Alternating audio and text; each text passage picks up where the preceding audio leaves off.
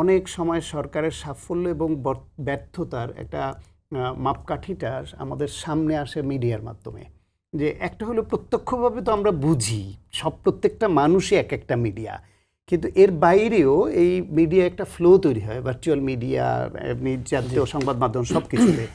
সেইখানে যদি আপনি এখনও বাংলাদেশপন্থী সাংবাদিকতা চালু করতে না পারেন, এখনও যদি নিজেরা যে কয়জন আছেন সংখ্যায় কম, যেখানেই যাই এখন কমনলি কিন্তু আমাদের কাছের লোক যারা তারা একটু কানে কানে এসে বলে, ভাই কি সব বেশিরভাগ জায়গায় তো দেখি এখনও ফ্যাসিবাদের দোষদ, না হলে জামাত। আপনি দেখবেন একটু পরখ করে হয় গুপ্ত হোক সুপ্ত হোক প্রকাশ্য হোক হয় জামাত অথবা ফ্যাসিবাদের, এদের সংখ্যাটা বেশি। সরকারের জন্য অনেস্টলি সিনসিয়ারলি দেশের জন্য এবং সরকারের পক্ষে কাজ করবার সংখ্যাটা কম। আরেক পক্ষ দালাল বলবে তো না না, দালাল বলতে যাতে না পারে সেভাবেই করেন। এই যে আজকে ধরেন আমি ব্যক্তিগতভাবে আমার কথা বলি, আমি ছাত্রদল করে বেড়ে ওঠা মানুষ।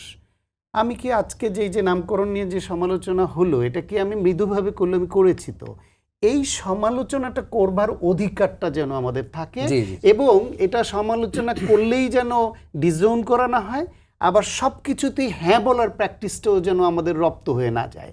এখন কেউ আমরা ব্যক্তিগত লাভে নানা লাভে এটা করি। এই যে আজকে সংবাদপত্রের কালো দিবস, সেই কালো দিবসটা আমরা পালন করছি, কিন্তু কালো দিবস যাতে আর তৈরি না হয়, 16 বছর ধরে যা ছিল সেখান থেকে বেরিয়ে আসার পরিকল্পনা লাগবে। তথ্যমন্ত্রী, মাননীয় তথ্যমন্ত্রী, তিনি প্রগতিশীল রাজনীতি করা, ছাত্র রাজনীতি করা, দীর্ঘদিন রাজনীতি করা মানুষ এবং বিরোধী দলে থাকতে এটা নিয়ে কাজ করেছেন অনেক। তার কাছে তো আমাদের প্রত্যাশা অনেক যে সংবাদ মাধ্যমটাকে তিনি বাংলাদেশপন্থী করবেন, গুছিয়ে নেবেন, অপসাংবাদিকতা হবে না।